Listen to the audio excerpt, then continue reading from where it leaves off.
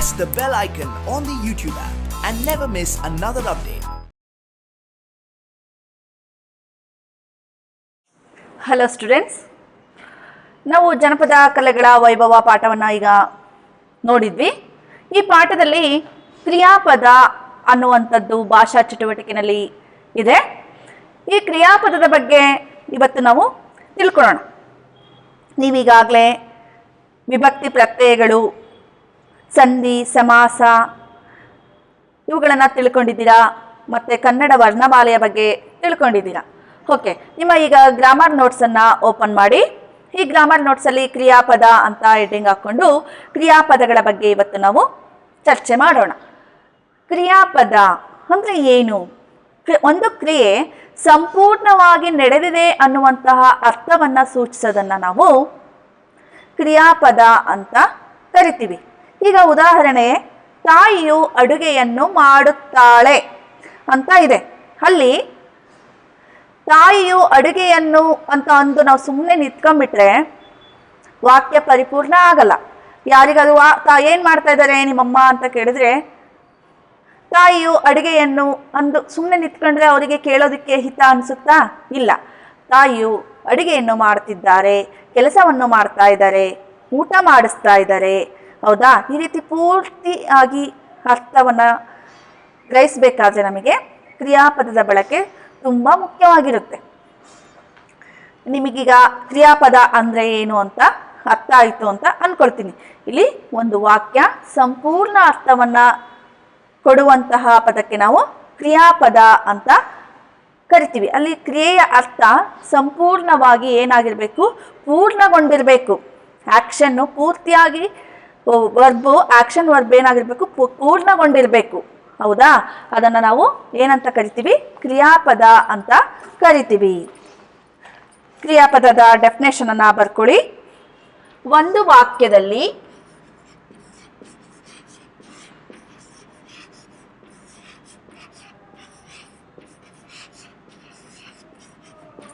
ಪೂರ್ಣಗೊಂಡ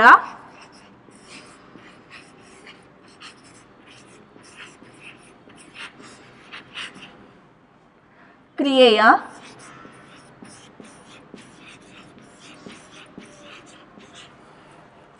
ಅರ್ಥವನ್ನು ಕೊಡುವ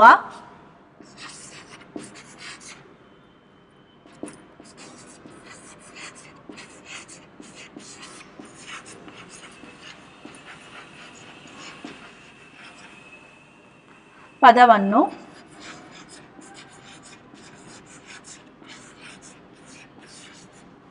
ಕ್ರಿಯಾಪದ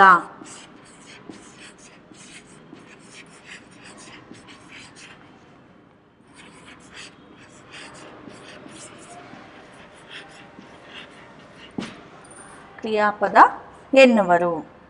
ಈಗ ಒಂದು ವಾಕ್ಯ ಸಂಪೂರ್ಣ ಅರ್ಥ ಕೊಡಬೇಕಾದ್ರೆ ಅಲ್ಲಿ 3 ಭಾಗಗಳಿರುತ್ತೆ: ಕರ್ತೃ, ಕರ್ಮ, ಕ್ರಿಯಾಪದ ಅಂತ. ಹೌದಾ? ರೈತನು ಹೊಲಕ್ಕೆ ಹೋದನು, ಅಲ್ಲಿ ರೈತನು ಅನ್ನೋದು ಕರ್ತೃಪದ, ಹೊಲಕ್ಕೆ ಅನ್ನೋದು ಕರ್ಮಪದ, ಹೋದನು ಅನ್ನೋದು ಕ್ರಿಯಾಪದ. ಈ ರೀತಿ ಕರ್ತೃ, ಕರ್ಮ, ಕ್ರಿಯಾಪದಗಳಿಂದ ಕೂಡ ಅದು ಸಂಪೂರ್ಣ ವಾಕ್ಯವಾಗಿರಬೇಕು. ಬರೀ ಹೋದನು ಅಂದ ತಕ್ಷಣ ಕ್ರಿಯಾಪದ ಆಗಿರಲ್ಲ, ಅದು ಸಂಪೂರ್ಣ ವಾಕ್ಯದಿಂದ ರಚನೆ ಆಗಿರಬೇಕು. ಒಂದು ವಾಕ್ಯ ಬರ್ಕೊಳ್ಳಿ, ಅದ್ರ ಕೆಳಗಡೆ ಪ್ಯಾರಾಗ್ರಾಫ್ ಮಾಡಿ. ಒಂದು ವಾಕ್ಯ ಸಂಪೂರ್ಣ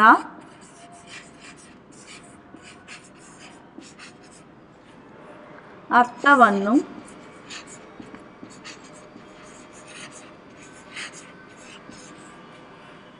ಕೊಡಬೇಕಾದರೆ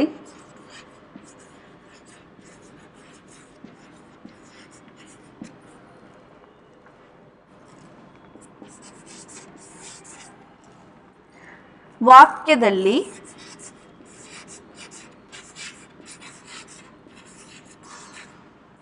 ಕರ್ತೃ, ಕರ್ಮ, ಕ್ರಿಯಾಪದಗಳು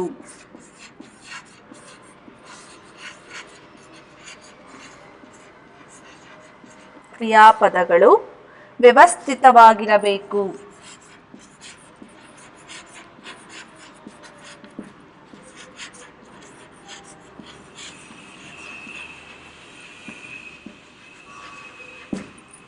ವ್ಯವಸ್ಥಿತವಾಗಿ ಕರ್ತೃ ಕರ್ಮ ಕ್ರಿಯಾಪದಗಳು ವ್ಯವಸ್ಥಿತವಾಗಿ ಇದ್ದರೆ ಅದು ಸಂಪೂರ್ಣ ವಾಕ್ಯ ಆಗುತ್ತೆ. ಸಂಪೂರ್ಣ ವಾಕ್ಯ ಸಂಪೂರ್ಣ ಅರ್ಥವನ್ನ ಕೊಡುತ್ತೆ.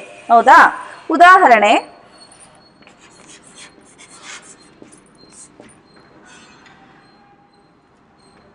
ತಾಯಿಯು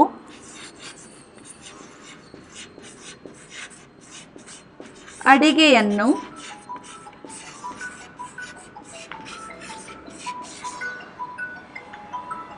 ಮಾಡುತ್ತಾಳೆ.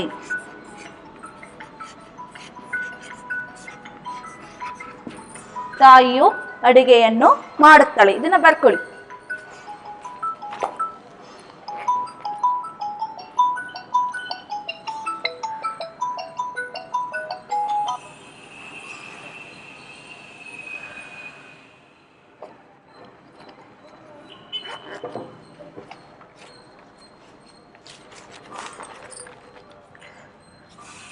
ಅದೇ ತರ ತಂದೆಯು ಕೆಲಸವನ್ನು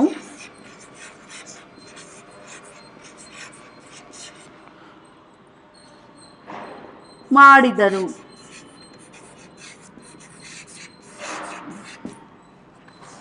ಈ ವಾಕ್ಯಗಳಲ್ಲಿ ಕರ್ತೃಪದ ಇದೆ. ತಾಯಿಯು ಅನ್ನೋದು ಕರ್ತೃ, ಅಡಿಗೆಯನ್ನು ಅನ್ನೋದು ಕರ್ಮ, ಮಾಡುತ್ತಾಳೆ ಅನ್ನೋದು ಕ್ರಿಯಾಪದ. ಹೌದಾ? ಹೀಗೆ ಒಂದು ವಾಕ್ಯದಲ್ಲಿ ಪೂರ್ಣಗೊಂಡ ಕ್ರಿಯೆಯ ಅರ್ಥವನ್ನು ಕೊಡುವ ಪದವನ್ನು ನಾವು ಏನಂತ ಕರಿತೀವಿ? ಕ್ರಿಯಾಪದ ಅಂತ ಕರಿತೀವಿ. ಈ ವಾಕ್ಯ ಸಂಪೂರ್ಣ ಅರ್ಥವನ್ನು ಕೊಡಬೇಕಾದ್ರೆ ಏನೇನಿರಬೇಕು? ಕರ್ತೃ ಕರ್ಮ ಕ್ರಿಯಾಪದಗಳು ವ್ಯವಸ್ಥಿತೆಯಿಂದ ಜೋಡಣೆ ಆಗಿರಬೇಕು. ಉದಾಹರಣೆಯನ್ನ ಈಗ ಬರ್ಕೊಂಡ್ರಿ ಅಲ್ವಾ? ಓಕೆ, ಈಗ ನಾವು ಇಲ್ಲಿ ಮಾಡುತ್ತಾಳೆ, ಮಾಡಿದರು, ಅವನು ಪುಸ್ತಕವನ್ನು ಓದುತ್ತಾನೆ, ಅವನು ಶಾಲೆಯನ್ನು ಸೇರುತ್ತಾನೆ, ಈ ರೀತಿ ಉದಾಹರಣೆಗಳನ್ನ ಗಮನಿಸ್ತೀವಿ. ಇಲ್ಲಿ ಕ್ರಿಯಾಪದದಲ್ಲಿ ಒಂದು ಮೂಲ ರೂಪ ಇದೆ. ಇಲ್ಲಿ ಮಾಡುತ್ತಾನೆ ಅನ್ನೋದರ ಕ್ರಿಯಾಪದದ ಮೂಲ ರೂಪ ಯಾವುದು?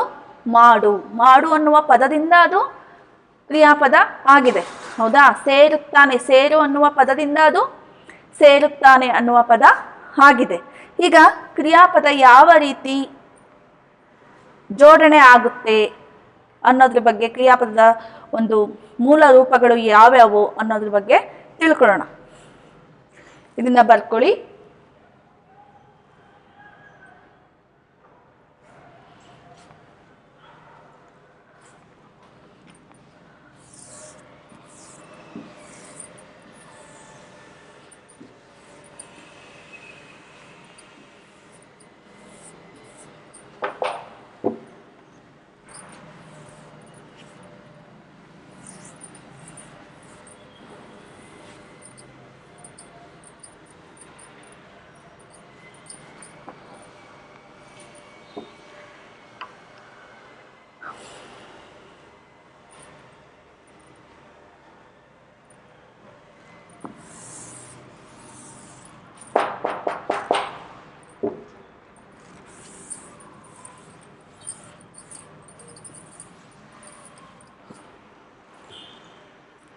ಈಗ ಅವನು ಪುಸ್ತಕವನ್ನು ಓದುತ್ತಾನೆ.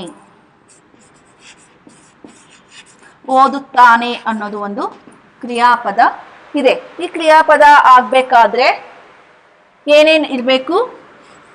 ಧಾತು ಇರಬೇಕು. ಕ್ರಿಯಾಪದದ ಮೂಲ ರೂಪ ಧಾತು ಪ್ಲಸ್ ಕಾಲಸೂಚಕ ಪ್ರತ್ಯಯಗಳು ಇರಬೇಕು. ಅದು ಯಾವ ಕಾಲದಲ್ಲಿ ನಡೀತಾ ಇದೆ? ಕಾಲಸೂಚಕ ಪ್ರತ್ಯಯ. ಮತ್ತೆ ಆಖ್ಯಾತ ಪ್ರತ್ಯಯ.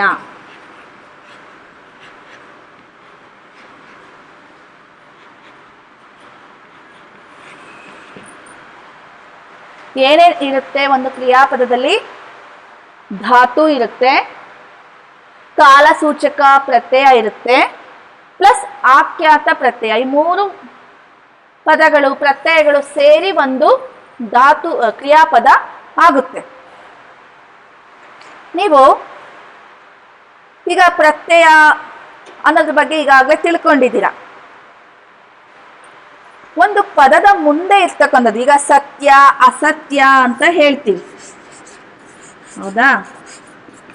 ಇಲ್ಲಿ ಒಂದು ಪದದ ಹಿಂದೆ ಇರುವಂತಹ ಪದವನ್ನ, ಅಸತ್ಯ ಅನ್ನುವಂತಹ ಪದ, ಆ ಅನ್ನುವ ಪದ ಸೇರ್ಕೊಂಡಿದೆಯಲ್ಲ, ಇದನ್ನ ಉಪಸರ್ಗ ಅಂತ ಕರೀತಾರೆ. ಅಭಿಮಾನ, ದುರಾಭಿಮಾನ, ಹೌದಾ? ಸ್ವಾಭಿಮಾನ, ದುರಾಭಿಮಾನ, ಈ ರೀತಿ ಇರ್ತಕ್ಕಂಥದ್ದು ಆಸೆ, ದುರಾಸೆ. ಒಂದು ಪದದ ಹಿಂದೆ ಇರುವಂತಹ ಪದಗಳನ್ನು ನಾವು ಉಪಸರ್ಗ ಅಂತ ಕರೀತಾರೆ.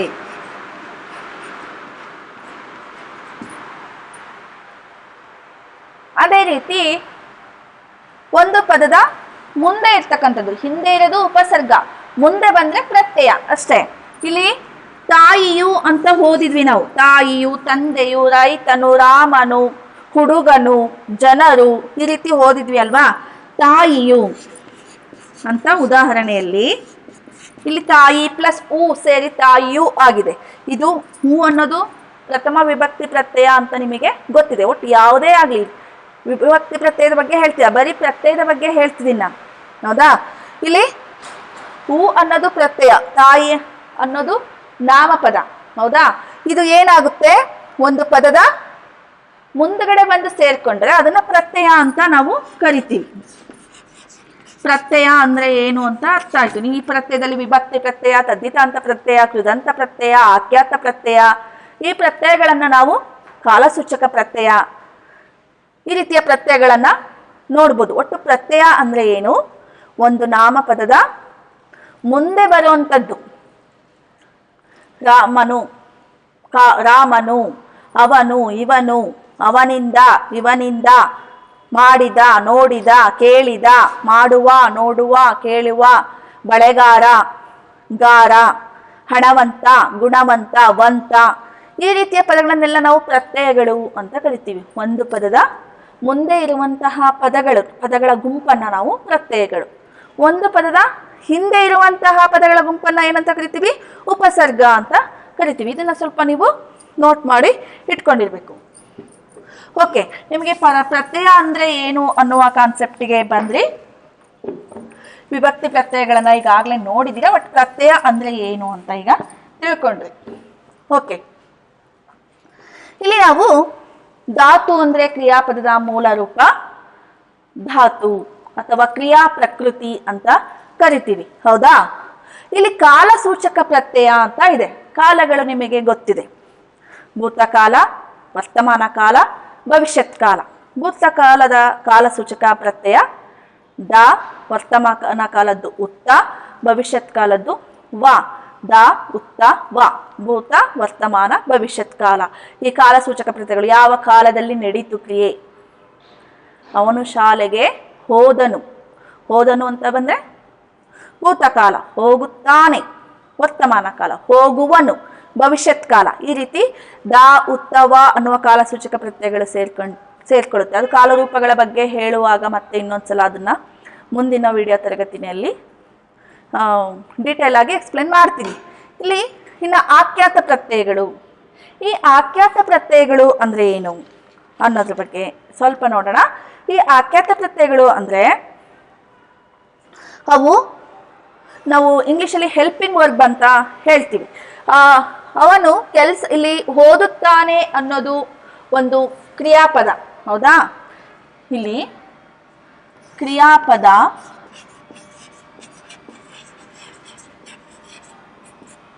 ಆಗ್ಬೇಕಂದ್ರೆ ಇಷ್ಟು ಇರಬೇಕು. ಕ್ರಿಯಾಪದ ಏನು, ಓದುತ್ತಾನೆ ಅನ್ನೋದು ಒಂದು ಕ್ರಿಯಾಪದ. ಇಲ್ಲಿ ಓದು ಅನ್ನೋದು ಏನು, ಧಾತು, ಕ್ರಿಯಾಪದದ ಮೂಲ ರೂಪ, ಕ್ರಿಯಾ ಪ್ರಕೃತಿ ಅಥವಾ ಧಾತು. ಕಾಲಸೂಚಕ ಪ್ರತ್ಯಯ ಯಾವುದಿದೆ, ಉತ್ತ ಪ್ಲಸ್ ಆನೆ. ಆನೆ ಅಂದ್ರೆ ಎಲಿಫೆಂಟ್ ಅಲ್ಲ, ಇದು ಆಖ್ಯಾತ ಪ್ರತ್ಯಯ. ಓದು ಪ್ಲಸ್ ಉತ್ತ ಪ್ಲಸ್ ಆನೆ, ಓದುತ್ತಾನೆ. ಬರೀ ಓದುತ್ತಾ ಅಂತ ಹೇಳಿದ್ರೆ ಕ್ರಿಯಾಪದ ಆಗೋದಿಲ್ಲ. ಅದಕ್ಕೆ ಆನೆ ಅನ್ನುವ ಸಹಾಯಕ ಪದ ಬೇಕು ನಮಗೆ, ಅದು ಒಂದು ಪ್ರತ್ಯಯ, ಆಖ್ಯಾತ ಪ್ರತ್ಯಯ. ಹಾಗಾಗಿ ಆನೆ, ಓದುತ್ತಾನೆ, ಇದು ಪುಲ್ಲಿಂಗ ರೂಪವನ್ನ ಹೇಳುತ್ತೆ. ಓದುತ್ತಾಳೆ ಅನ್ನೋದಾದ್ರೆ ಇಲ್ಲಿ ಆಳೆ, ಓದು ಪ್ಲಸ್ ಉತ್ತ ಪ್ಲಸ್ ಆಳೆ. ಓದುತ್ತಾರೆ ಅನ್ನೋದಾದ್ರೆ ಓದು ಪ್ಲಸ್ ಅತ್ತೆ ಪ್ಲಸ್ ಓದು ಪ್ಲಸ್ ಉತ್ತ ಪ್ಲಸ್ ಅರೆ, ಓದು ಪ್ಲಸ್ ಉತ್ತ ಪ್ಲಸ್ ಅರೆ, ಓದುತ್ತಾರೆ. ಈ ರೀತಿ ಆಖ್ಯಾತ ಪ್ರತ್ಯಯಗಳು ಸೇರಿ ಸಂಪೂರ್ಣ ಕ್ರಿಯಾಪದ ಆಗುತ್ತೆ. ಕ್ರಿಯಾಪದ ಯಾವ ರೀತಿ ಬಿಡಿಸ್ಬೇಕು ಅನ್ನೋದ್ರ ಬಗ್ಗೆ ತಿಳ್ಕೊಂಡ್ರಿ. ಇನ್ನ ಅದೇ ತರ ಈಗ ಬರೆಯುತ್ತಾಳೆ ಅನ್ನೋದು ತಗೊಂಡ್ರೆ,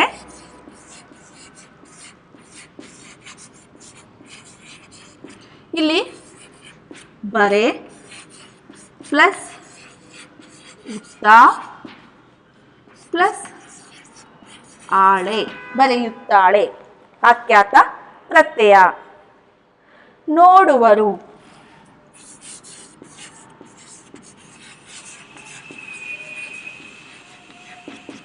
ನೋಡು ಪ್ಲಸ್ ವಾ ಪ್ಲಸ್ ಅರೆ, ನೋಡುವರು. ಈ ರೀತಿ ಧಾತು, ಕಾಲಸೂಚಕ ಪ್ರತ್ಯಯ ಮತ್ತೆ ಆಖ್ಯಾತ ಪ್ರತ್ಯಯಗಳು ಸೇರಿ ಏನಾಗುತ್ತೆ, ಒಂದು ಕ್ರಿಯಾಪದ ಆಗುತ್ತೆ. ಅರ್ಥ ಆಯ್ತಲ್ವಾ? ಈಗ ನಾವು ಧಾತು ಅಂತ ಹೇಳ್ತಾನೆ ಇದ್ದೀವಿ. ಫಸ್ಟ್ ಧಾತು ಅಂದ್ರೆ ಏನು, ಕಾಲಸೂಚಕ ಪ್ರತ್ಯಯಗಳು ಯಾವ್ಯಾವು ಅನ್ನೋದ್ರ ಬಗ್ಗೆ ಒಂದೊಂದನ್ನೇ ತಿಳ್ಕೊಳ್ತಾ ಬರೋಣ. ಧಾತು ಅಂದ್ರೆ ಏನು ಅನ್ನೋದ್ರ ಬಗ್ಗೆ ಈಗ ತಿಳ್ಕೊಳ್ಳೋಣ.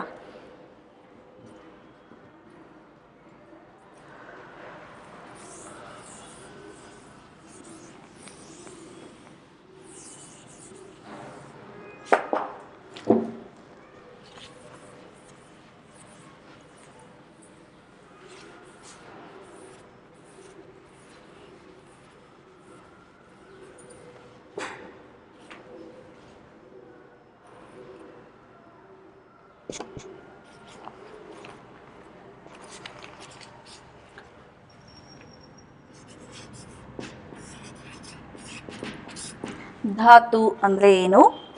ಕ್ರಿಯಾಪದದ ಮೂಲ ರೂಪಕ್ಕೆ ಧಾತು ಅಥವಾ ಕ್ರಿಯಾ ಪ್ರಕೃತಿ ಅಂತಾನೂ ಕೂಡ ಕರಿತೀವಿ. ಧಾತು ಅಂದ್ರೆ ಒಂದೇನೆ, ಕ್ರಿಯಾ ಪ್ರಕೃತಿ ಎರಡು ಒಂದೇ. ಕ್ರಿಯಾಪದದ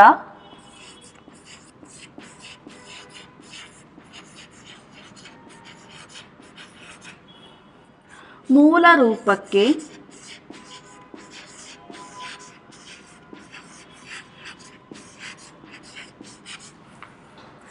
ಧಾತು.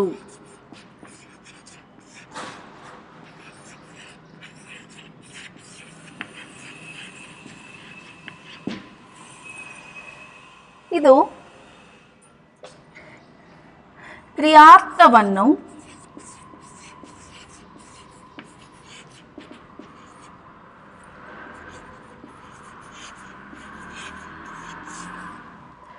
ಸೂಚಿಸುವ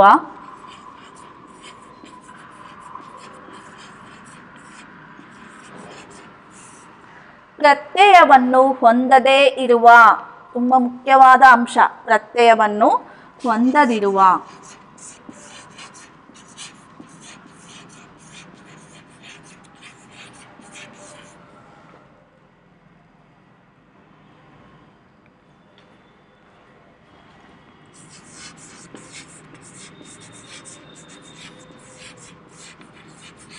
ಪ್ರತ್ಯಯವನ್ನು ಹೊಂದದಿರುವ ಪದವನ್ನು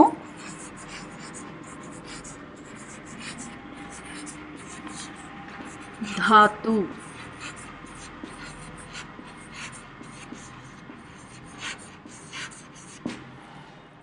ಧಾತು ಅಂತ ಕರಿತೀವಿ. ಉದಾಹರಣೆನ ಗಮನಿಸಿದ್ರೆ ಅರ್ಥ ಆಗುತ್ತೆ. ಓದು, ಬರೆ, ತಿನ್ನು,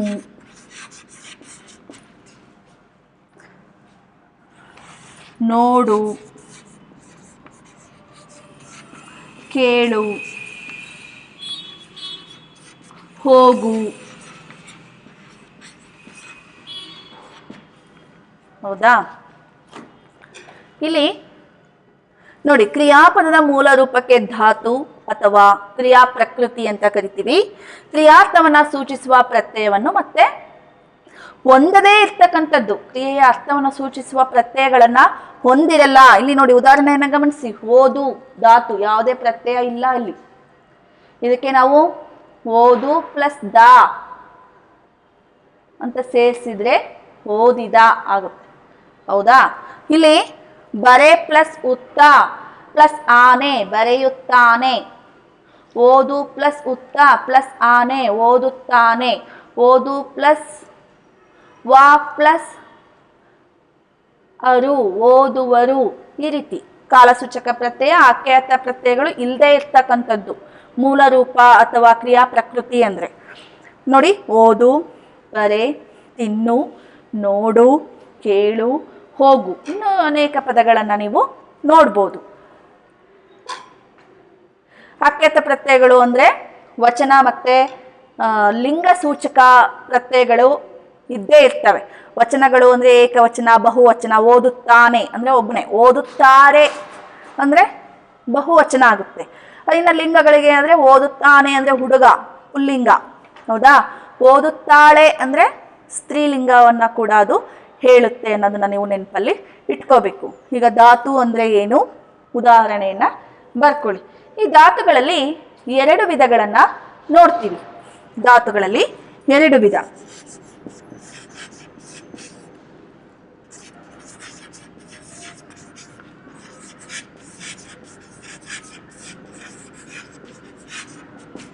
ಯಾವ್ಯಾವು? ಮೂಲ ಧಾತು ಅಥವಾ ಸಹಜ ಧಾತು.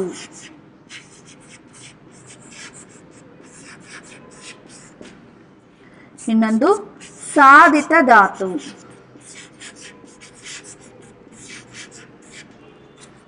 ಮೂಲ ಧಾತು ಅಥವಾ ಸಹಜ ಧಾತು ಮತ್ತೆ ಇನ್ನೊಂದು ಸಾಧಿತ ಧಾತು. ಈ ಧಾತುಗಳಲ್ಲಿ 2 ರೀತಿಯ ಭಾಗಗಳನ್ನ, 2 ವಿಧಗಳನ್ನ ಗುರುತಿಸಿದ್ದಾರೆ. ಇದನ್ನ ಬರ್ಕೊಳ್ಳಿ. ಈಗ ಧಾತುಗಳ ವಿಧಗಳ ಬಗ್ಗೆ ನೋಡೋಣ.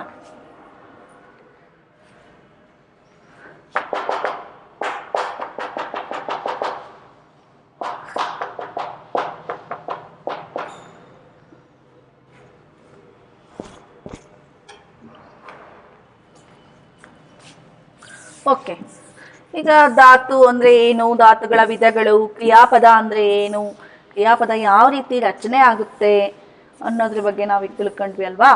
ಈಗ ಧಾತುಗಳ ವಿಧಗಳು ಸಹಜ ಧಾತು, ಮೂಲ ಧಾತು ಅಥವಾ ಸಾಧಿತ ಧಾತು ಅನ್ನೋದ್ರ ಬಗ್ಗೆ ತಿಳ್ಕೊಳ್ಳೋಣ.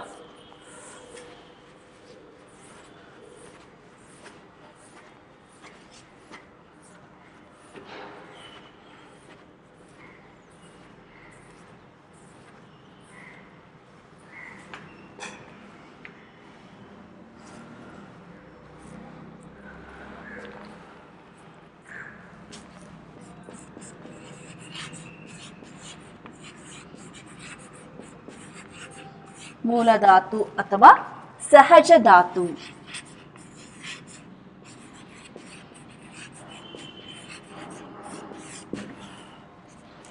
ಏನ್ ಹೇಳುತ್ತೆ? ಸಹಜವಾಗಿ ಹೇಳೋಂಥದ್ದು ಮೂಲ ಧಾತು. ಓಡು, ಓಡುತ್ತಾನೆ, ಓಡು ಅಷ್ಟೇ. ಹೌದಾ? ಕೇಳುತ್ತಾನೆ, ಕೇಳು. ಇವುಗಳೆಲ್ಲ ಸಹಜ ಧಾತುಗಳು, ಯಾವುದೇ ಪ್ರತ್ಯಯಗಳನ್ನು ಹೊಂದಿಲ್ಲ, ಕ್ರಿಯೆಯ ಅರ್ಥವನ್ನು ಸೂಚಿಸುವಂತಹ ಯಾವುದೇ ಪ್ರತ್ಯಯಗಳನ್ನು ಹೊಂದಿಲ್ಲ. ಹಾಗಾಗಿ ಇವು ಸಹಜವಾಗಿರ್ತಕ್ಕಂಥವು. ಇವುಗಳನ್ನು ನಾವು ಮೂಲ ಧಾತು. ತುಂಬ ಸುಲಭ ಇದು. ಹೌದಾ? ಸಹಜವಾಗಿ ಇವು ಕನ್ನಡ ಗ್ರಾಮರಲ್ಲಿ ಹಾಗೆ ಪದಗಳು ಸ್ವಲ್ಪ ಕ್ಲಿಷ್ಟ ಅನಿಸಿದ್ರು ಅವುಗಳ ಅರ್ಥಕ್ಕೆ ಹೋದರೆ ತುಂಬ ಸುಲಭ ಅನಿಸುತ್ತೆ. ಇಲ್ಲಿ ಮೂಲ ಧಾತು ಅಥವಾ ಸಹಜ ಧಾತು ಅಂದರೆ ಸಹಜವಾಗಿ ಬಳಕೆಯಲ್ಲಿರ್ತಕ್ಕಂಥದ್ದೇ ಮೂಲ ಧಾತು. ಬರ್ಕೊಳ್ಳಿ. ಒಂದು ಭಾಷೆಯಲ್ಲಿ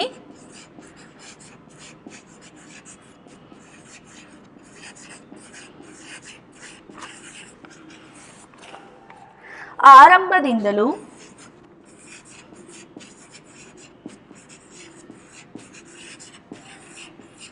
ಒಂದು ಭಾಷೆಯಲ್ಲಿ ಆರಂಭದಿಂದಲೂ ಸಹಜವಾಗಿರುವ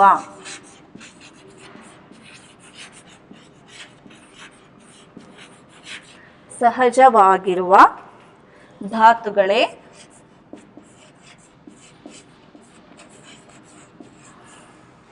ಮೂಲ ಧಾತುಗಳು ಅಥವಾ ಸಹಜ ಧಾತುಗಳು.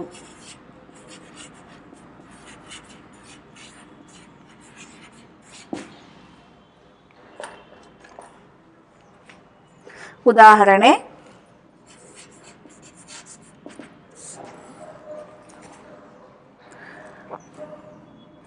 ತಿನ್ನು, ಓದು, ಹೋಗು, ಹುಡುಕು,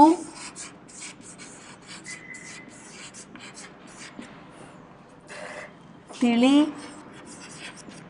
ನಡುಗು,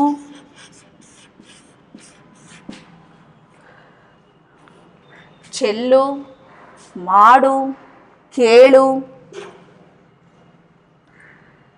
ಈ ರೀತಿ ಧಾತುಗಳು ಆರಂಭದಲ್ಲಿ ಸಹಜವಾಗಿ ಇರ್ತಕ್ಕಂತಹ ಧಾತುಗಳನ್ನು ನಾವು, ಭಾಷೆಯ ಆರಂಭದಿಂದಲೂ ಸಹಜವಾಗೇ ಇರುವಂತಹ ಧಾತುಗಳನ್ನು ನಾವು ಸಹಜ ಧಾತು ಅಥವಾ ಮೂಲ ಧಾತು ಅಂತ ಕರೀತಾರೆ. ಇನ್ನೊಂದು ಸಾಧಿತ ಧಾತು ಏನು ಹೇಳುತ್ತೆ?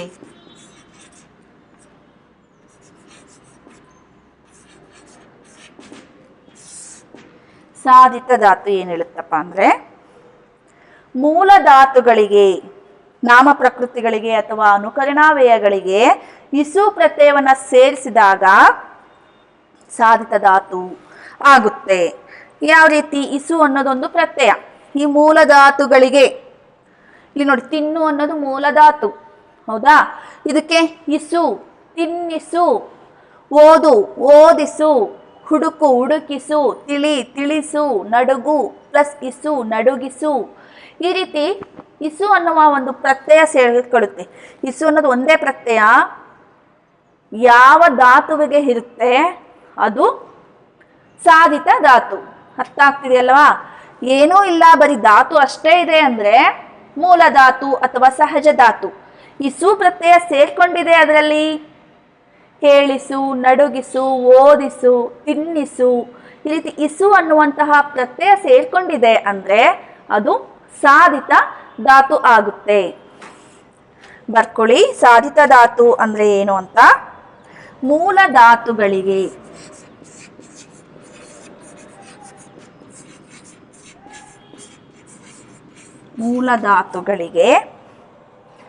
ಮತ್ತೆ ಕೆಲವು ನಾಮ ಪ್ರಕೃತಿಗಳಿಗೆ, ಎಲ್ಲವೂ ಅಲ್ಲ, ಕೆಲವು ನಾಮ ಪ್ರಕೃತಿ, ನಾಮಪದದ ಮೂಲ ರೂಪವನ್ನು ನಾವು ನಾಮ ಪ್ರಕೃತಿ ಅಂತ ಕರಿತೀವಿ. ಕೆಲವು ನಾಮ ಪ್ರಕೃತಿಗಳಿಗೆ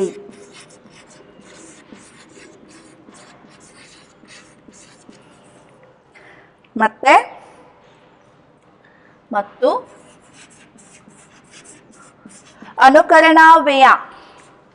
ಅನುಕರಣಾವ್ಯಯಗಳಿಗೆ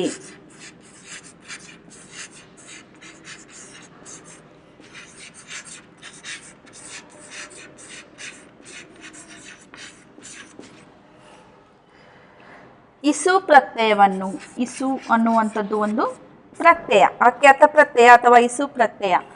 ಇಸು ಪ್ರತ್ಯಯವನ್ನು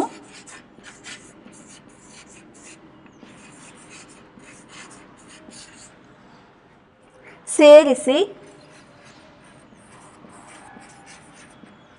ಸಾಧಿತವಾಗಿದ್ದರೆ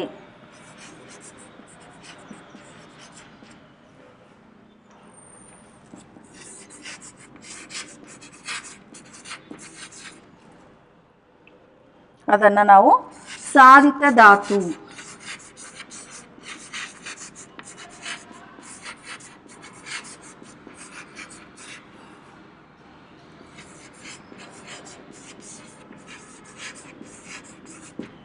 ಸಾಧಿತ ಧಾತು ಅಂತ ಕರಿತೀವಿ.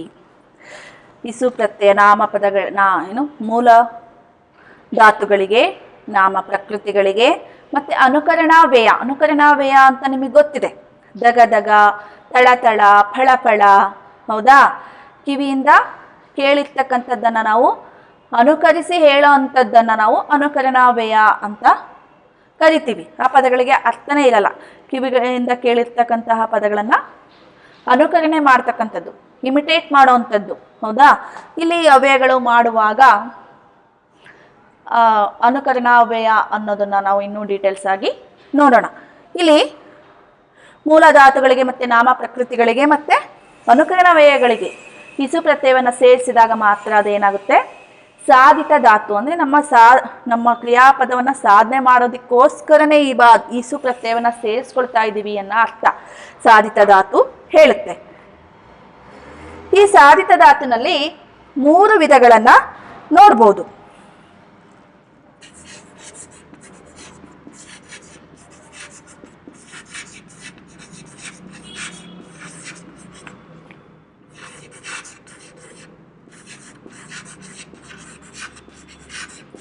ಮೂರು ವಿಧ ಇದಾವೆ. ಯಾವ್ಯಾವು ಅನ್ನೋದನ್ನ ನೋಡೋಣ.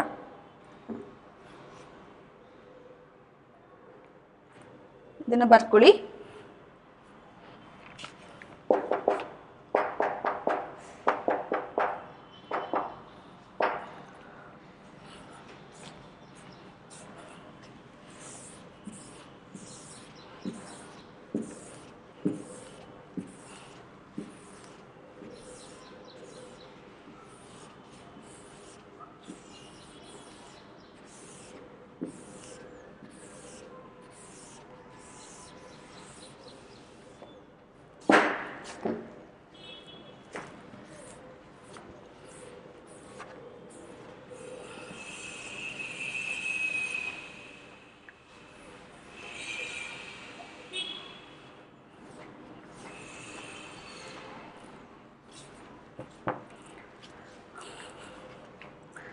ಸಾಧಿತ ಧಾತುವಿನ ವಿಧಗಳು.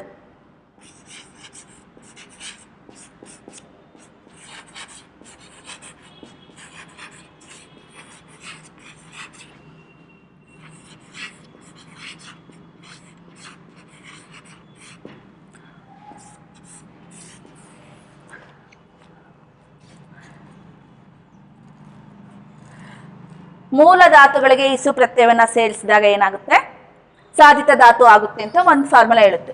ಹೌದಾ? ಅದೇ ತರ ಮೂಲ ಧಾತು ಪ್ಲಸ್ ಇಸು ಇಸ್ ಈಕ್ವಲ್ ಟು ಏನಾಗುತ್ತೆ, ಸಾಧಿತ ಧಾತು ಆಗುತ್ತೆ ಅಂತ ಸೂತ್ರ ಹೇಳ್ತಿದೆ. ಹೌದಾ? ಈಗ ಉದಾಹರಣೆ ನೋಡಿ. ತಿನ್ನು ಅನ್ನೋದು ಮೂಲ ಧಾತು ಪ್ಲಸ್ ಇಸು ಅನ್ನೋದು ಸಾಧಿತ ಧಾತುವಿನ ಪ್ರತ್ಯಯ. ಹೌದಾ? ಇಸು ಏನಾಗುತ್ತೆ, ಸಾಧಿತ ಧಾತು ಏನಾಗುತ್ತೆ, ತಿನ್ನಿಸು ಅಷ್ಟೇ ಆಯಿತು. ಹೌದಾ? ಇದನ್ನ ನಾವು ಕ್ರಿಯಾಪದ ಮಾಡಬೇಕು ಅಂದರೆ ಇದಕ್ಕೆ ಏನು ಮಾಡಬೇಕು, ತಿನ್ನಿಸು ಪ್ಲಸ್ ಉತ್ತ ಪ್ಲಸ್ ಆಳೆ. ತಿನ್ನಿಸುತ್ತಾಳೆ, ತಾಯಿ ಮಗುವಿಗೆ ಊಟವನ್ನು ತಿನ್ನಿಸುತ್ತಾಳೆ. ಹೌದಾ? ತಿನ್ನಿಸು ಪ್ಲಸ್ ಇದಕ್ಕೆ ಪ್ಲಸ್ ಕಾಲಸೂಚಕ ಪ್ರತ್ಯಯ ಉತ್ತ ಪ್ಲಸ್ ಆಳೆ ಅಕ್ಯರ್ಥ ಪ್ರತ್ಯಯ ತಿನ್ನಿಸುತ್ತಾಳೆ ಅಂತ ಆಗುತ್ತೆ. ಇಲ್ಲಿ ತಿನ್ನಿಸುತ್ತಾಳೆ ಅನ್ನುವಂತಹ ಒಂದು ಕ್ರಿಯಾಪದವನ್ನು ಕೊಟ್ಟು ಇದರಲ್ಲಿರುವ ಧಾತುವನ್ನು ಹೆಸರಿಸಿ ಅಂತ ಪ್ರಶ್ನೆಯನ್ನು ಕೊಟ್ಟಾಗ ನೀವು ತಿನ್ನು ಅಂತ ಬರಿಬಾರ್ದು. ತಿನ್ನಿಸು ಅನ್ನುವಂತಹ ಧಾತು ಸಾಧಿತ ಧಾತು, ತಿನ್ನಿಸು ಅಂತಾನೆ ಬರಿಬೇಕಾಗುತ್ತೆ. ಅರ್ಥ ಆಯ್ತಾ? ಅಲ್ಲಿ ಇಸು ಪ್ರತ್ಯಯ ಬಂದಿರೋದ್ರಿಂದ ಅರ್ಥ ಆಯ್ತಲ್ವಾ? ಅದೇ ಥರ ಮಾಡಿದನು ಅಂತ ಕೇಳಿದಾಗ ಅಲ್ಲಿರ್ತಕ್ಕಂತಹ ಧಾತು ಮೂಲ ಧಾತು, ಮಾಡು ಮೂಲ ಧಾತು ಅಂತ ಬರಿಬೇಕು.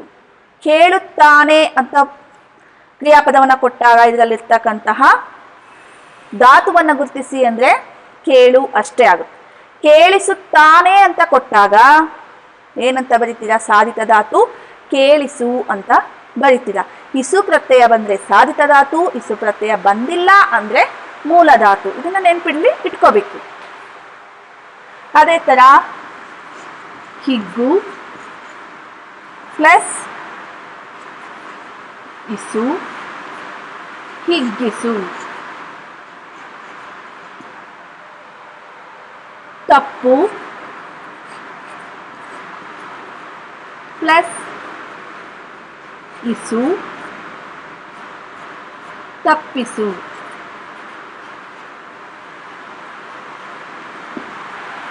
ಅರ್ಥ ಆಗ್ತಿದೆ ಅಲ್ವಾ? ಇನ್ನ ಎರಡನೇದು ನಾಮ ಪ್ರಕೃತಿ.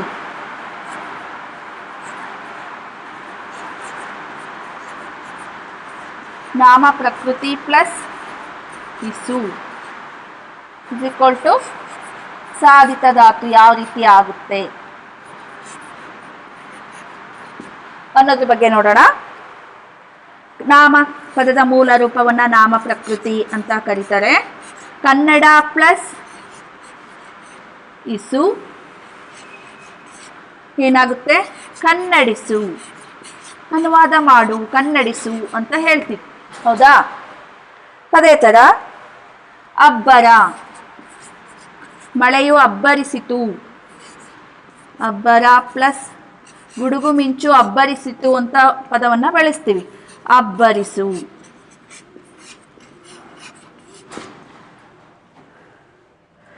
ಭಾವ ಪ್ಲಸ್ ಇಸು ಭಾವಿಸು. ಭಾವ ಪ್ಲಸ್ ಇಸು ಭಾವಿಸು. ಈ ರೀತಿ ನಾಮ ಪ್ರಕೃತಿಗಳಿಗೆ ಇಸು ಪ್ರತ್ಯಯ ಸೇರ್ಕೊಂಡರೆ ಸಾಧಿತ ಧಾತು ಆಗುತ್ತೆ. ಇನ್ನ ಅನುಕರಣ ವ್ಯಯ. ಅನುಕರಣ ವ್ಯಯ ಮೂರನೇದು.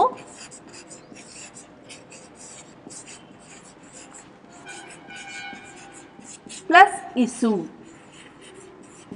ಇಸ್ ಈಕ್ವಲ್ ಟು ಸಾಧಿತ ಧಾತು ಯಾವ ರೀತಿ ಆಗುತ್ತೆ ಅನ್ನೋದನ್ನ ನೋಡೋಣ.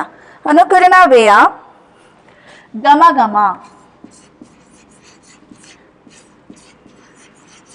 ಗಮ ಗಮ ಪ್ಲಸ್ ಇಸು ಗಮಗಮಿಸು.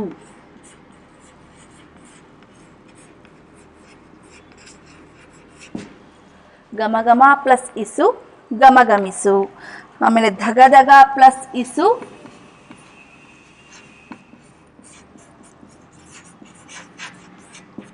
ಧಗಧಗಿಸು.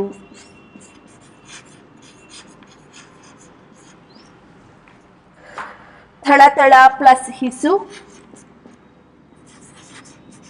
ನೋಡಿ, ಧಗಧಗ, ತಳತಳ, ಗಮಗಮ ಇವೆಲ್ಲ ಅನುಕರಣ ವ್ಯಯಗಳು. ಥಳಥಳ ಪ್ಲಸ್ ಇಸು ಥಳಥಳಿಸು.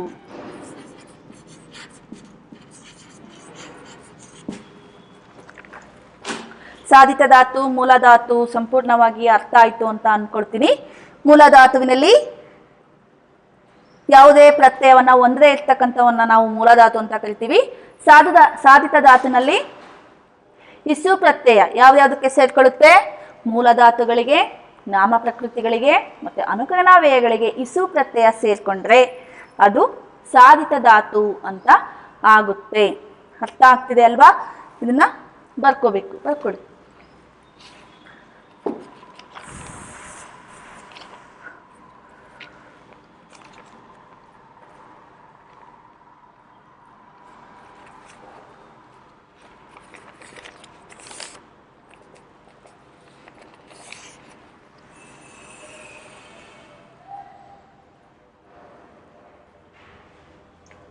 ಓಕೆ, ನಿಮ್ಮ ಟೆಕ್ಸ್ಟ್ ಬುಕ್ಕಲ್ಲಿ ಈಗ ಕೊಟ್ಟಿದ್ದಾರೆ ಅಕರ್ಮಕ ಧಾತು, ಸಕರ್ಮಕ ಧಾತು ಅಂತ. ಅವು ಕೂಡ ಈ ಧಾತುನಲ್ಲಿ ಬರ್ತಕ್ಕಂತಹ ಭಾಗಗಳು.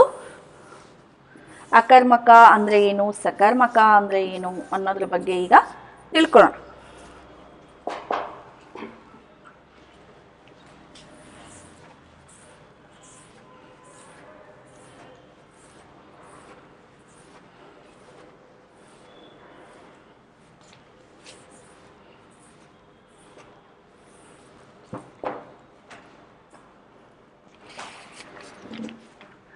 ಸಕರ್ಮಕ ಧಾತು ಹೆಸರೇ ಹೇಳ್ತಾ ಇದೆ ಅಲ್ವಾ?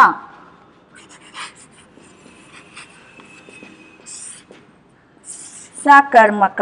ಸ ಅಂದ್ರೆ ಕರ್ಮ ಪದ ಇರೋದು. ಸ ಅಂದ್ರೆ ಏನು? ಇದೆ ಅಂತ ಅರ್ಥ. ಕರ್ಮ ಅಂದರೆ ಕರ್ಮಪದ, ಸ ಅಂದರೆ ಇದೆ ಅಂತ ಅರ್ಥ, ಕರ್ಮ ಅಂದರೆ ಕರ್ಮಪದ. ಕರ್ಮಪದ ಇದ್ದರೆ ಅದನ್ನು ಸಕರ್ಮಕ ಧಾತು. ಒಂದು ಧಾತುವನ್ನು ಬಳಸುವಾಗ ಕರ್ಮಪದ ಇತ್ತು ಅದರಲ್ಲಿ ಅಂದರೆ, ಈಗ ಉದಾಹರಣೆಯನ್ನು ನೋಡಿದರೆ, ಎಕ್ಸ್ಪ್ಲೈನ್ ನೋಡಿದರೆ ನಿಮಗೆ ಅರ್ಥ ಆಗುತ್ತೆ. ರೈತರು ಹೊಲದಲ್ಲಿ ಬೀಜವನ್ನು ಬಿತ್ತಿದರು ಅಂತ ಅರ್ಥ ಇದೆ. ಅಲ್ಲಿ ರೈತರು ಹೊಲದಲ್ಲಿ ಏನನ್ನು ಬಿತ್ತಿದರು ಅಂತ ಪ್ರಶ್ನೆಯನ್ನು ಹಾಕೋದಿಕ್ಕೆ ಬಂತು. ಏನನ್ನು ಅನ್ನೋ ಪ್ರಶ್ನೆ ಬರ್ತಾ ಇದೆ, ಬೀಜವನ್ನು ಅಂತ ಉತ್ತರ ಆಗುತ್ತೆ. ಅಲ್ಲಿ ಬೀಜವನ್ನು ಅನ್ನೋದು ಏನು? ಕರ್ಮಪದ, ಹೌದಾ? ಈ ರೀತಿ ಕರ್ಮಪದವನ್ನು ಬಯಸ್ತಾ ಇದ್ದರೆ ಅದನ್ನು ನಾವು ಏನಂತ ಕರಿತೀವಿ? ಸಕರ್ಮಕ ಧಾತು ಅಂತ ಕರಿತೀವಿ. ಕ್ರಿಯಾಪದ ಏನನ್ನು ಬಯಸ್ತಾ ಇರಬೇಕು? ಕರ್ಮಪದವನ್ನು ಬಯಸ್ತಾ ಇರಬೇಕು. ಅದನ್ನು ನಾವು ಸಕರ್ಮಕ ಧಾತು ಅಂತ ಕರಿತೀವಿ. ಇನ್ನು ಅಕರ್ಮಕ ಧಾತು ಅಂದರೆ ಆ ಅಂದರೆ ಇಲ್ಲ ಅಂತ, ಕರ್ಮಪದ ಇಲ್ಲದೆ ಇರೋದು. ಕರ್ಮಪದವನ್ನು ಬಯಸದೇ ಇರುವಂತಹ ಪದಗಳನ್ನು ನಾವು ಅಕರ್ಮಕ ಧಾತು ಅಂತ ಕರಿತೀವಿ. ಇಲ್ಲಿ ಉದಾಹರಣೆ, ಕೂಸು ಮಲಗಿತು. ಅಲ್ಲಿ ಕರ್ಮಪದ ಇಲ್ಲ. ಕೂಸು ಮಲಗಿತ್ತು, ಗಾಳಿ ಬೀಸಿತು, ಅವನು ಹೋದನು, ಅವನು ಬದುಕಿದನು, ಅದು ಹೊಳೆಯುತ್ತದೆ. ಇದರಲ್ಲಿ ಕರ್ಮಪದಗಳ ಜೋಡಣೆ ನೋಡ್ತಾ ಇಲ್ಲ ನಾವು, ಆದರೂ ಕ್ರಿಯಾಪದ ಬಳಕೆ ಆಗಿದೆ, ವಾಕ್ಯ ಆಗಿದೆ, ಹೌದಾ? ಕೂಸು ಮಲಗಿತ್ತು, ಗಾಳಿ ಬೀಸಿತು. ಇಲ್ಲಿ ನೋಡಿ, ಕರ್ಮಪದ ಇಲ್ಲದೆ ಇರ್ತಕ್ಕಂಥದ್ದನ್ನು ಅಕರ್ಮಕ ಧಾತು ಅಂತ ಕರಿತೀವಿ. ಬೀಸು ಅನ್ನುವ ಪದ, ಬೀಸಿತು, ಗಾಳಿ ಬೀಸಿತು. ಅಲ್ಲಿ ಬೀಸಿತು ಅನ್ನೋದ್ರಲ್ಲಿ ಈ ಬೀಸು ಅನ್ನೋದು ಏನು? ಧಾತು, ಹೌದಾ? ಅದು ಯಾವ ಧಾತು? ಅಕರ್ಮಕ ಧಾತು. ಯಾಕೆ? ಅದು ಕರ್ಮಪದವನ್ನು ಬಯಸ್ತಾ ಇಲ್ಲ. ಅಲ್ಲಿ ಏನನ್ನು ಅಂತ ಪ್ರಶ್ನೆ ಹಾಕೋದಕ್ಕೆ ನಮಗೆ ಬರ್ತಾ ಇಲ್ಲ. ಗಾಳಿ ಏನನ್ನು ಬೀಸಿತು, ಅದು ಅರ್ಥ ಆಗುತ್ತಾ? ಇಲ್ಲ, ಬರೀ ಗಾಳಿ ಬೀಸಿತು ಅನ್ನೋದ್ರಲ್ಲಿ ಅರ್ಥ ಆಗುತ್ತೆ, ಹೌದಾ? ಈ ರೀತಿ ಕರ್ಮಪದ ಏನನ್ನು ಅನ್ನೋ ಪ್ರಶ್ನೆ ಹಾಕೋದಿಕ್ಕೆ ಬಂದರೆ ಅದು ಸಕರ್ಮಕ, ಏನನ್ನು ಅನ್ನೋ ಪ್ರಶ್ನೆ ಹಾಕೋದಿಕ್ಕೆ ಬರಲಿಲ್ಲ ಅಂದರೆ ಅದು ಅಕರ್ಮಕ. ಕರ್ಮಪದವನ್ನು ಬಯಸಿದರೆ ಸಕರ್ಮಕ, ಕರ್ಮಪದವನ್ನು ಬಯಸದೇ ಇದ್ದರೆ ಅದು ಅಕರ್ಮಕ ಧಾತು ಆಗುತ್ತೆ. ಬರ್ಕೊಳ್ಳಿ. ಒಂದು ವಾಕ್ಯದಲ್ಲಿ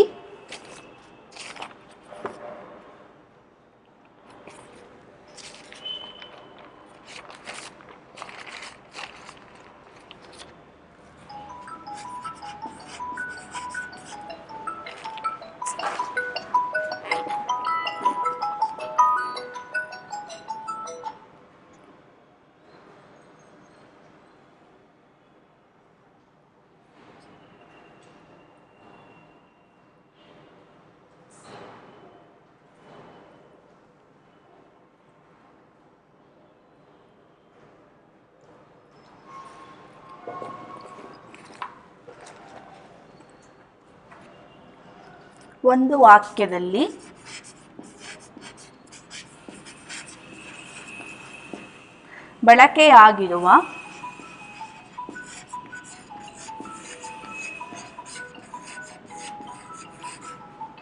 ಕ್ರಿಯಾಪದವು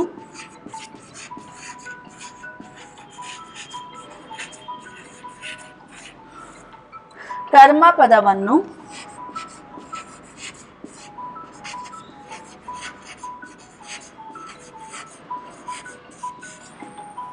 ಬಯಸಿದರೆ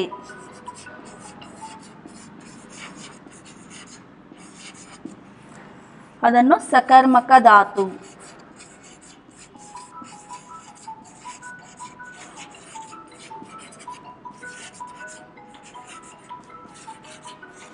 ಸಕರ್ಮಕ ಧಾತು ಅಂತ ಕರೀತಾರೆ.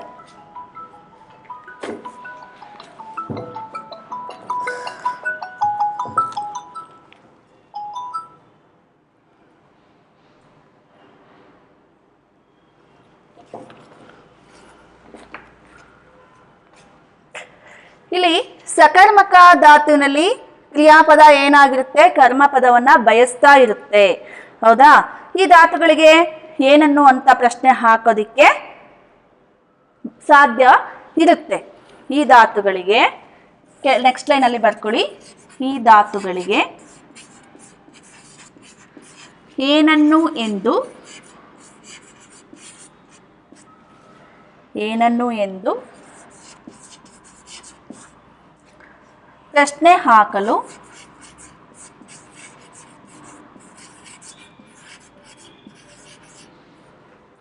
ಸಾಧ್ಯವಿರುತ್ತದೆ.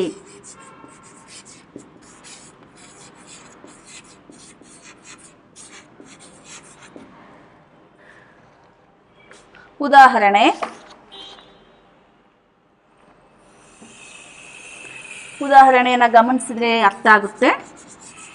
ಉದಾಹರಣೆ, ಶಿಲ್ಪಿಗಳು ಗುಡಿಯನ್ನು ಕಟ್ಟಿದರು.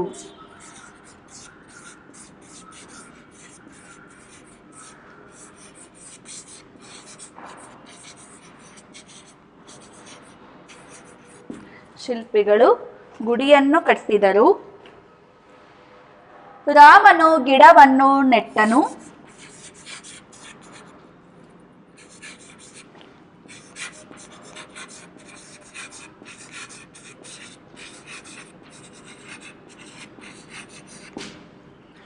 ಆಮೇಲೆ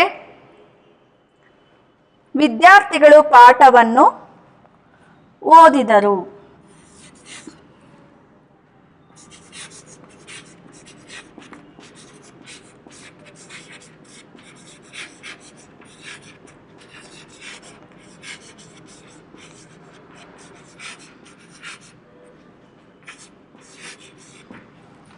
ಇಲ್ಲಿ ಪದಗಳನ್ನ ವಾಕ್ಯಗಳನ್ನ ಗಮನಿಸಿದ್ರೆ ನಿಮಗೆ ಸಂಪೂರ್ಣ ಅರ್ಥ ಆಗುತ್ತೆ.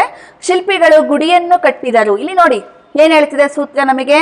ಒಂದು ವಾಕ್ಯದಲ್ಲಿ ಬಳಕೆಯಾಗಿರುವ ಕ್ರಿಯಾಪದವು ಕರ್ಮಪದವನ್ನ ಬಯಸಿದರೆ, ಕರ್ಮಪದವನ್ನ ಅಪೇಕ್ಷಿಸಿದರೆ ಅದನ್ನ ನಾವು ಸಕರ್ಮಕ ಧಾತು ಅಂತ ಕರೆದ್ವಿ. ಇಲ್ಲಿ ನೋಡಿ, ಕಟ್ಟಿದರು ಅನ್ನೋಂಥದ್ದು ಕ್ರಿಯಾಪದದಲ್ಲಿ ಏನನ್ನು ಅಂತ ಪ್ರಶ್ನೆ ಹಾಕೋದಕ್ಕೆ ನಮಗೆ ಬರುತ್ತೆ, ಸಾಧ್ಯ ಇದೆ. ಶಿಲ್ಪಿಗಳು ಏನನ್ನು ಕಟ್ಟಿದರು ಅಂತ ಪ್ರಶ್ನೆಯನ್ನ ಹಾಕಿದಾಗ ನಾವು ಗುಡಿಯನ್ನು ಅಂತ ಉತ್ತರ ಹೇಳ್ತೀವಿ. ರಾಮನು ಏನನ್ನು ನೆಟ್ಟನು? ಗಿಡವನ್ನು ನೆಟ್ಟನು. ವಿದ್ಯಾರ್ಥಿಗಳು ಏನನ್ನು ಓದಿದರು? ಪುಸ್ತಕವನ್ನು ಓದಿದರು ಅಥವಾ ಪಾಠವನ್ನು ಓದಿದರು ಅಂತ ಉತ್ತರ ಬರುತ್ತೆ. ಇಲ್ಲಿ ಕಟ್ಟಿದರು ಅನ್ನುವಂತಹ ಕ್ರಿಯಾಪದದಲ್ಲಿ ಧಾತು ಯಾವುದು? ಕಟ್ಟು. ಗಿಡವನ್ನು ನೆಟ್ಟನು ಅನ್ನುವ ಕ್ರಿಯಾಪದದಲ್ಲಿ ಇರ್ತಕ್ಕಂತಹ ಧಾತು ಯಾವುದು? ನೆಡು. ಓದಿದರು ಪದದಲ್ಲಿ ಇರ್ತಕ್ಕಂತಹ ಕ್ರಿಯಾಪದ ಧಾತು ಯಾವುದು? ಓದು. ಇಲ್ಲಿ ಕಟ್ಟು, ನೆಡು, ಓದು ಈ ಧಾತುಗಳು ಎಂತಹ ಧಾತುಗಳು ಆಗ್ತವೆ? ಸಕರ್ಮಕ ಧಾತುಗಳು ಆಗ್ತವೆ. ಯಾಕೆ? ಕರ್ಮಪದವನ್ನ ಬಯಸ್ತಾ ಇದ್ದಾವೆ, ಏನನ್ನು ಅಂತ ಪ್ರಶ್ನೆ ಹಾಕೋದಿಕ್ಕೆ ಸಾಧ್ಯತೆ ಇದೆ, ಹಾಗಾಗಿ ಇದು ಸಕರ್ಮಕ ಧಾತು ಆಗುತ್ತೆ. ಅರ್ಥ ಆಗ್ತಿದೆ ಅಲ್ವಾ? ಓಕೆ. ಇನ್ನು ಅಕರ್ಮಕ ಧಾತು ಏನ್ ಹೇಳುತ್ತೆ? ಇದ್ರ ಉಲ್ಟಾ, ಇದ್ರ ಅಪೋಸಿಟ್ ಆಗಿ ಅದು ಹೇಳುತ್ತೆ. ಅದನ್ನ ನೋಡೋಣ. ಇದನ್ನ ಬೇಗ ಬರ್ಕೊಳ್ಳಿ.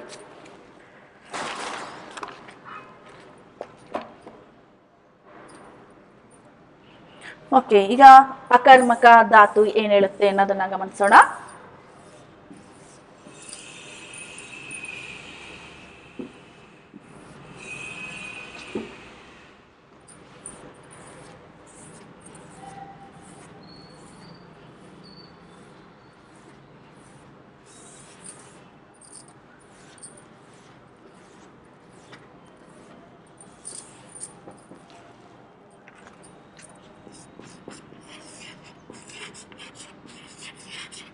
ಹೆಸರೇ ಹೇಳುವಂತೆ ಇದು ಕೂಡ ಅಕರ್ಮಕ.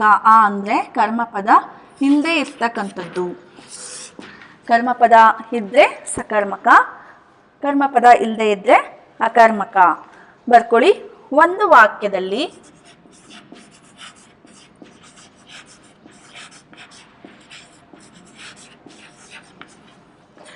ಬಳಕೆಯಾಗಿರುವ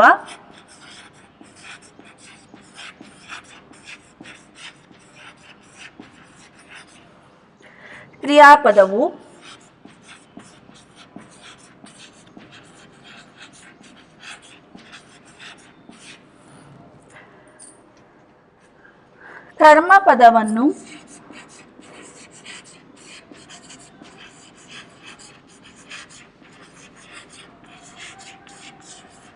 ಕರ್ಮಪದವನ್ನು ಬಯಸದೇ ಇರುವ, ಅಲ್ಲಿ ಬಯಸುತ್ತೆ, ಇಲ್ಲಿ ಬಯಸಲ್ಲ, ಅಪೇಕ್ಷಿಸಲ್ಲ, ಹೌದಾ?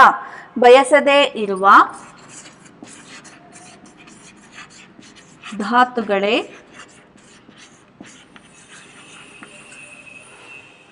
ಅಕರ್ಮಕ ಧಾತುಗಳು.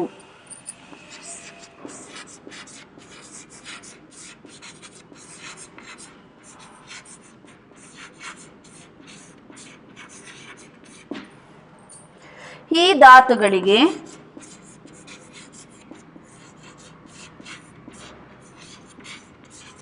ಧಾತುಗಳಿಗೆ ಏನನ್ನು ಎಂದು ಪ್ರಶ್ನೆ ಹಾಕಲು ಸಾಧ್ಯವಿರುವುದಿಲ್ಲ.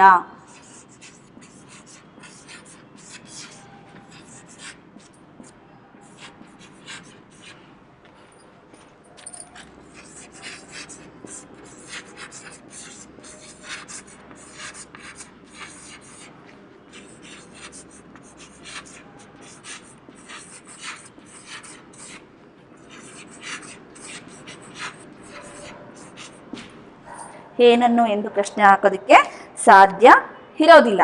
ಉದಾಹರಣೆ,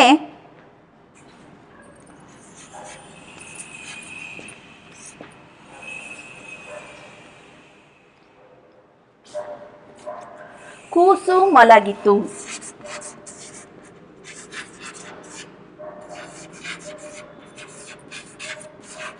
ಕೂಸು ಮಲಗಿತು, ಗಾಳಿ ಬೀಸಿತು.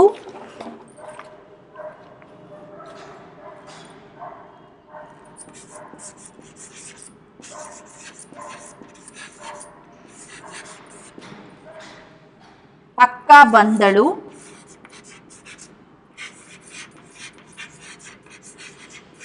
ತಂದೆ ಇದ್ದಾರೆ. ಅವನು ಬದುಕಿದನು. ಆಕಾಶ ಹೊಳೆಯುತ್ತದೆ. ಮುಂತಾದ ಎಕ್ಸಾಂಪಲ್ಸ್ ಅನ್ನು ನಾವು ನೋಡ್ಬೋದು.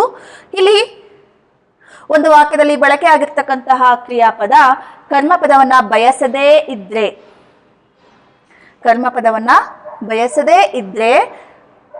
ಅಂತಹ ಧಾತುಗಳನ್ನು ನಾವು ಅಕರ್ಮಕ ಧಾತುಗಳು ಅಂತ ಕರಿತೀವಿ. ಈ ಧಾತುಗಳಿಗೆ ಏನನ್ನು ಅಂತ ಪ್ರಶ್ನೆ ಹಾಕೋದಿಕ್ಕೆ ಸಾಧ್ಯ ಇರಲ್ಲ. ಇಲ್ಲಿ ನೋಡಿ, ಕೂಸು ಮಲಗಿತ್ತು. ಕೂಸು ಏನನ್ನು ಮಲಗಿತ್ತು ಅಂತ ಪ್ರಶ್ನೆ ಹಾಕಿದ್ರೆ ವಾಕ್ಯ ಸಂಯೋಜನೆ ಸರಿ ಹೋಗುತ್ತಾ? ಇಲ್ಲ, ಹೌದಾ? ಕೂಸು ಮಲಗಿತ್ತು. ತಂದೆ ಇದ್ದಾರೆ.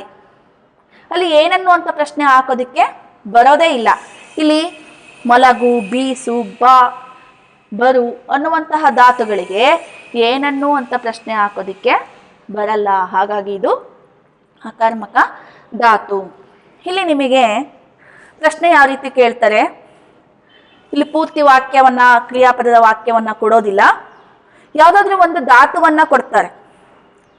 ನೆಡು ಧಾತುವಿನಲ್ಲಿರುವ ನೆಡು ಪದದಲ್ಲಿರುವ ಧಾತು ಡ್ಯಾಶ್ ಅಕರ್ಮಕನ ಸಕರ್ಮಕನ ಅಂತ ನೀವು ಗುರ್ತಿಸೋದಾದ್ರೆ ಹೇಗೆ ಗುರ್ತಿಸ್ತೀರಾ? ನೆಡು ಅನ್ನೋದು ನೆಟ್ಟನು ಅನ್ನುವಂತಹ ಕ್ರಿಯಾಪದದ ಧಾತು. ರಾಮನು ಗಿಡವನ್ನು ನೆಟ್ಟನು, ಅಲ್ಲಿ ಕರ್ಮಪದ ಬರುತ್ತೆ, ಇದು ಸಕರ್ಮಕ ಧಾತು. ಅಥವಾ ಮಲಗಿತು, ಮಲಗು ಅನ್ನುವ ಧಾತು, ಮಲಗು ಅಷ್ಟೇ ಧಾತು ಕೊಟ್ಟರೆ ಡ್ಯಾಶ್ ಧಾತು ಅಂತ ಕೊಟ್ಟರೆ, ನೀವು ಮಲಗು ಅನ್ನೋ ಪದದಲ್ಲಿರ್ತಕ್ಕಂತಹ ಧಾತು ಯಾವುದು ಅಂತ ಕೊಟ್ಟರೆ ಅಕರ್ಮಕ. ಏನನ್ನು ಮಲಗಿತು, ಮಲಗು, ಏನನ್ನು ಪ್ರಶ್ನೆ ಹಾಕೋದಕ್ಕೆ ಬರಲ್ಲ, ಇದು ಅಕರ್ಮಕ ಧಾತು. ಈ ರೀತಿ ನೀವು ಅಕರ್ಮಕ ಸಕರ್ಮಕ ಧಾತುಗಳನ್ನು ಗುರುತಿಸಬೇಕಾಗುತ್ತೆ. ಅಲ್ಲಿ ಪೂರ್ತಿ ವಾಕ್ಯವನ್ನ ಕೊಡಲ್ಲ, ಬರೀ ಧಾತುಗಳನ್ನು ಅಷ್ಟೇ ಕೊಟ್ಟಿರ್ತಾರೆ. ಅದಕ್ಕೆ ನೀವು ವಾಕ್ಯ ಜೋಡಣೆಯನ್ನು ನೀವೇ ಕಲ್ಪಿಸಿಕೊಂಡು ಅದು ಅಕರ್ಮಕನ ಸಕರ್ಮಕನ ಅನ್ನೋದನ್ನು ನೀವು ಗುರುತಿಸಬೇಕಾಗುತ್ತೆ. ಇಲ್ಲಿ ನಿಮ್ಮ ಸೈದ್ಧಾಂತಿಕ ಭಾಷಾಭ್ಯಾಸ ಅನ್ನುವಂತಹ ಭಾಷಾ ಚಟುವಟಿಕೆಯಲ್ಲಿ ಅಕರ್ಮಕ ಮತ್ತು ಸಕರ್ಮಕ ಧಾತುಗಳ ಬಗ್ಗೆ ಕೊಟ್ಟಿದ್ದಾರೆ. ಅದನ್ನು ನೀವು ನೀಟಾಗಿ ಓದ್ಕೊಳ್ಳಿ. ಇದುವರೆಗೂ ನಾವು ಕ್ರಿಯಾಪದ ಅಂದರೆ ಏನು, ಕ್ರಿಯಾಪದ ಆಗಬೇಕಾದ್ರೆ ಧಾತು ಪ್ಲಸ್ ಕಾಲಸೂಚಕ ಪ್ಲಸ್ ಆಖ್ಯಾತ ಪ್ರತ್ಯಯಗಳು ಆಗುತ್ತೆ. ಬಂದರೆ ಅದು ಸಂಪೂರ್ಣ ಕ್ರಿಯಾಪದ ಆಗುತ್ತೆ, ಅದು ವಾಕ್ಯದ ಸಂಪೂರ್ಣ ಅರ್ಥವನ್ನು ಕೊಡುತ್ತೆ ಅನ್ನೋದ್ರ ಬಗ್ಗೆ ತಿಳ್ಕೊಂಡ್ವಿ. ಮತ್ತು ಧಾತು ಅಂದರೆ ಏನು, ಕ್ರಿಯಾಪದದ ಮೂಲ ರೂಪವನ್ನು ಧಾತು ಅಥವಾ ಕ್ರಿಯಾ ಪ್ರಕೃತಿ ಅಂತ ಕರಿತೀವಿ. ಅದರಲ್ಲಿ ಮೂಲ ಧಾತು, ಸಾಧಿತ ಧಾತು ಅಂತ ಎರಡು ಭಾಗಗಳಿದ್ದಾವೆ. ಮತ್ತು ಸಾಧಿತ ಧಾತುವಿನಲ್ಲಿ ಮೂಲ ಪ್ರಕೃತಿ ಪ್ಲಸ್ ಇಸು ಸೇರಿ ಆಗುತ್ತೆ, ಮತ್ತು ನಾಮ ಪ್ರಕೃತಿ ಪ್ಲಸ್ ಇಸು ಸೇರಿ ಸಾಧಿತ ಧಾತು ಆಗುತ್ತೆ, ಮತ್ತು ಅನುಕರಣಾವಯ ಪ್ಲಸ್ ಇಸು ಸೇರಿ ಸಾಧಿತ ಧಾತು ಆಗುತ್ತೆ ಅನ್ನೋದ್ರ ಬಗ್ಗೆ ತಿಳ್ಕೊಂಡ್ವಿ. ಮತ್ತು ಅಷ್ಟೇ ಅಲ್ಲ, ಅಕರ್ಮಕ ಧಾತು ಮತ್ತು ಸಕರ್ಮಕ ಧಾತುಗಳ ಬಗ್ಗೆ ವಿವರಣೆಯನ್ನು ತಿಳ್ಕೊಂಡ್ವಿ. ಮುಂದಿನ ವಿಡಿಯೋ ತರಗತಿಯಲ್ಲಿ ನಾವು ಕಾಲ ರೂಪಗಳು ಮತ್ತು ಅರ್ಥ ರೂಪಗಳು, ಇನ್ನೂ ಕ್ರಿಯಾಪದದ ವಿವರಣೆ ಇದೆ, ಅದನ್ನು ಮುಂದಿನ ವಿಡಿಯೋ ತರಗತಿಯಲ್ಲಿ ತಿಳ್ಕೊಳ್ಳೋಣ. ಓಕೆ, ಧನ್ಯವಾದಗಳು.